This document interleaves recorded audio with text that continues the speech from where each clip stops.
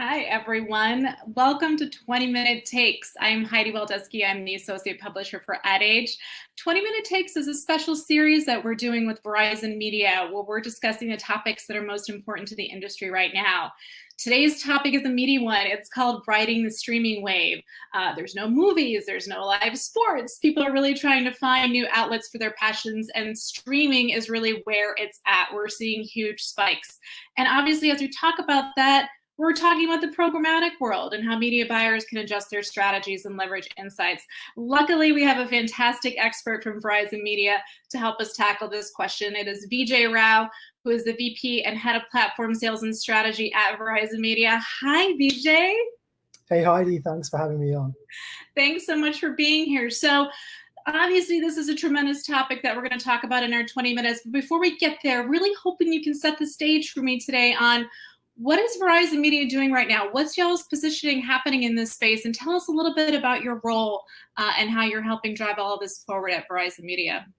Yeah, thanks, Heidi. So Verizon Media Group is one of three divisions within Verizon Corporate, the other two being Verizon Consumer and Verizon Business. Verizon Media specifically has media and advertising technology platforms, plus we're a publisher, obviously, of some really big sites on the web, Yahoo Sports, Yahoo Finance, TechCrunch, etc.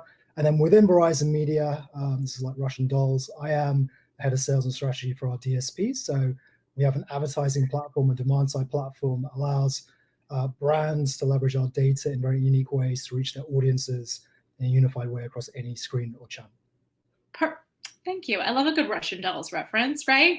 So we're going to try to tackle all this in about like 3 to 4 big questions. Audience tuning in, you guys can drop us a comment. We're also streaming on live on LinkedIn and Facebook, Twitter/Periscope. So if you've got a question, drop it in. We'll try to get to it when time allows. But we're going to get into these big questions. We also have a fun little rapid fire round. We're going to get to know the VJ behind the VJ, hopefully. But let's go ahead and get started. So obviously we've talked about streaming is seeing huge demand. Tiger King, I don't want to say it. I haven't watched it. I'm going to watch it. Let's not even talk about it. But set the stage. Oh, thank you. I feel like I'm not the only one. But help us set the stage for like, why is streaming so important to our industry right now? Can you talk about that? Yeah, so I think for a lot of people that are tuning in, this is going to seem pretty intuitive.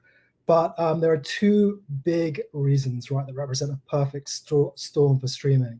The first is obviously you have a captive audience, literally the entire population that are stuck at home, that have an insatiable appetite for content to be just entertained. And secondly, you have cable TV or traditional pay TV not necessarily fulfilling on those needs. A big reason for that is one of the biggest reasons people have pay TV today is obviously live sports. There's no live sports. So there's a big void. We were already seeing streaming encroaching into pay TV, but now it's going to accelerate. And just wanted to maybe give a couple of stats that really reinforce that. The first is Disney Plus, one of our customers at Verizon, just announced to the street 50 million subscribers in a 2-month window, which is massive for their streaming service. Juxtaposed against that, you have Nielsen reporting that primetime TV viewing for adults 18 to 49 during the middle of March, the start of the lockdown, actually declined by 3%. So just think about that for a second in terms of the decline of pay TV and the reciprocal rise of streaming. And so what is that specifically like? Where's the interest level for the marketer there? What's the aha moment for you that you're taking away from that? So I'll take a step back in a sense and tell you what we're seeing from advertisers, and I'll tell you a little bit about the advantages that they can see in terms of like associating themselves to this kind of new trend. So initially, a lot of marketers took a pause, right? Once all of the coronavirus stuff and all the pandemic stuff hit, a lot of people just paused, regrouped, wanted to figure out what their next step was. In some instances, the creative didn't resonate in the current environment. On a parallel path at Verizon Media, we did an interesting survey of our consumers and our audiences to understand what their expectations were around advertising. And two things came to the fore. The first was that in a time of uncertainty, interestingly enough, a lot of consumers wanted to hear from brands that they could trust. And then secondly, when they were hearing from brands that they could trust, they wanted brands to directly respond to the way in which they were positively responding to the community or society relative to their coronavirus responses. So there was a real desire in times of uncertainty to hear from brands. That's the first thing. And just anecdotally, I was watching CNN last night, ironically on pay TV, and I saw a Kellogg's commercial, another partner of ours, and the commercial was all around breakfast remaining unchanged. It's a constant. So in times of uncertainty, the one thing you can rely on is cereal in a way, right? Daily routine doesn't change. And it really hit home. And when we think about ad engagement has been declining during this time. Ironically enough, I think a lot of consumers are paying attention to commercials. So it's maybe not a bad time to advertise. So more specifically, what are we seeing in terms of trends around streaming? So the obvious one is obviously you advertise or you start to think about either the free ad-supported streaming services, people like Pluto or Tubi TV, there's Hulu, but those are like very obvious places, and obviously monies are moving in that direction. Verizon Media has an exchange, so we see a bunch of impressions across the broader ecosystem, and what we're seeing generally is lots and lots of supply in streaming video across CTV and OTT, and even mobile. We're seeing obviously soft demand because lots of advertisers are potentially pausing and starting to maybe dip their toes back in the water very gently.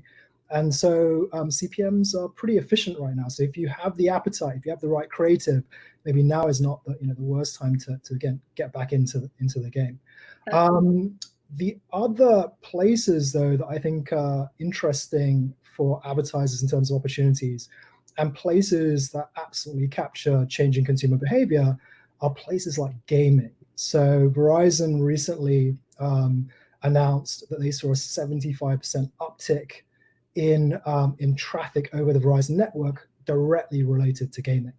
So and gaming encompasses a bunch of different things. A colleague of mine, Michael Brunick, is going to be speaking about that tomorrow very specifically. But think about gaming. You have Xbox Live, which we sell advertising against. You have Stadia, the Google service that just basically announced a 2-month free trial. And that's people actually gaming, but there are ad opportunities there.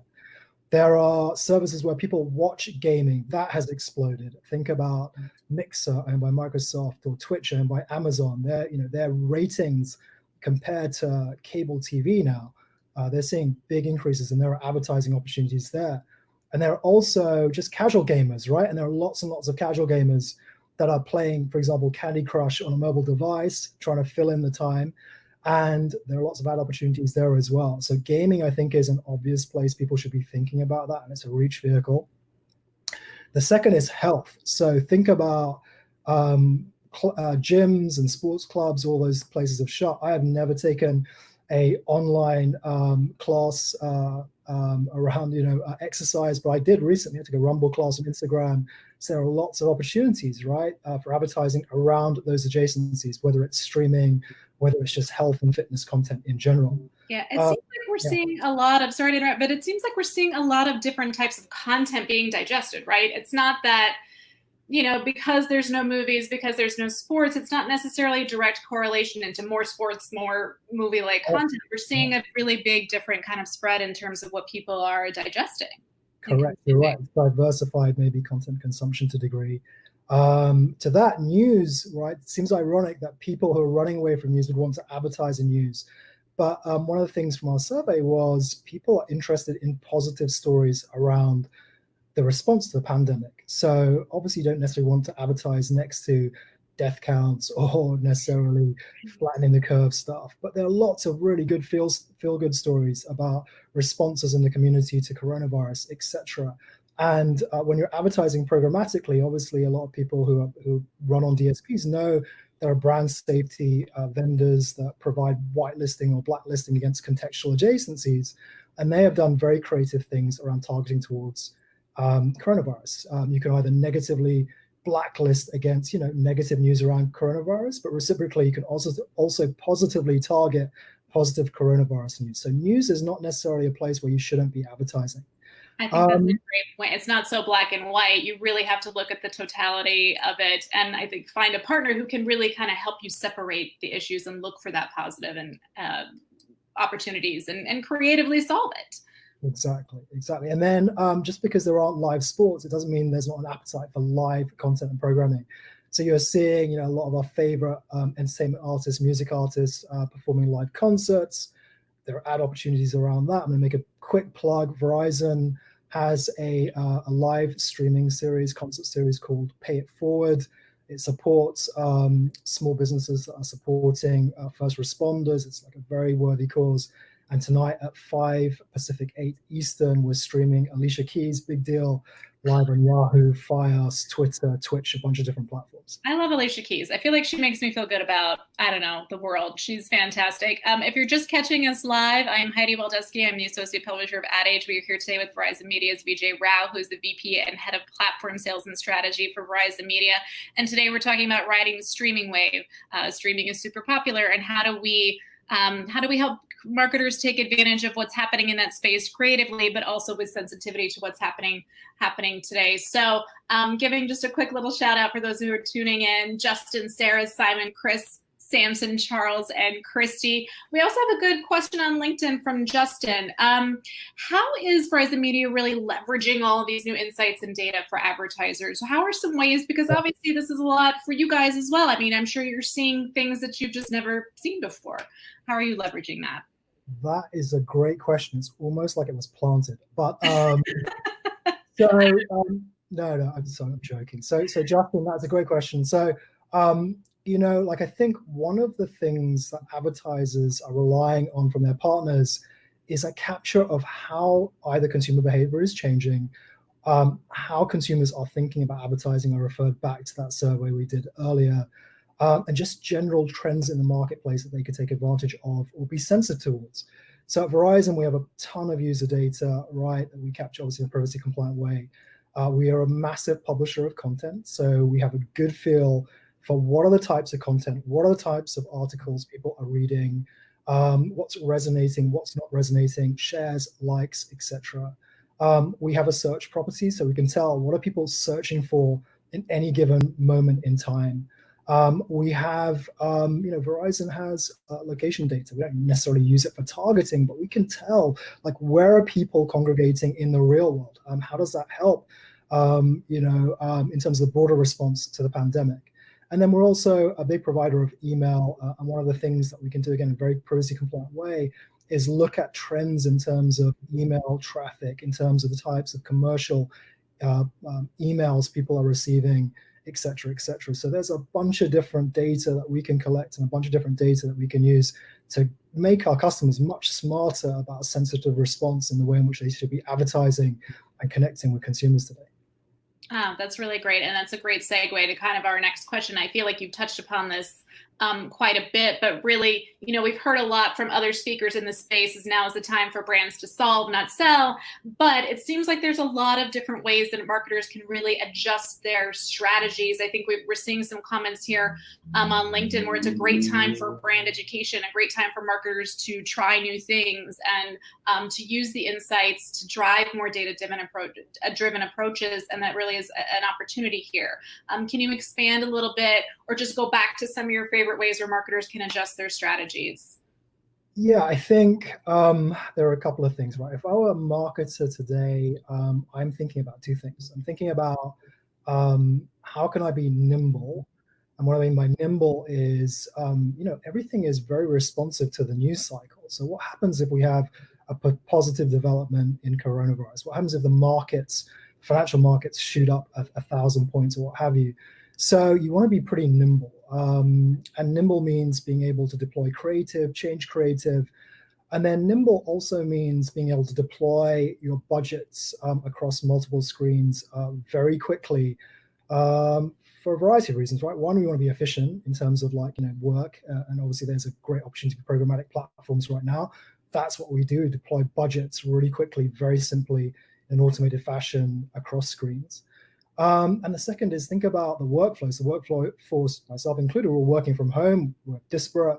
Maybe there's not as much efficiency in terms of the workflows. So again, you want to be super efficient in terms of deployment of your budgets, right? And utilization of programmatic. The second thing that I would say is interesting right now is, and someone kind of mentioned this on the screen, is even though it's challenging for marketers today, it's actually an excellent opportunity to test and iterate. And what I mean by that is think about TV and think about the kind of tsunami that's going to engulf paid TV over the course of the subsequent few months. You basically have live sports, right, not coming back anytime soon. You have potential cancellation of the programmatic upfronts. You have potentially, in a recessionary environment, people cutting cable.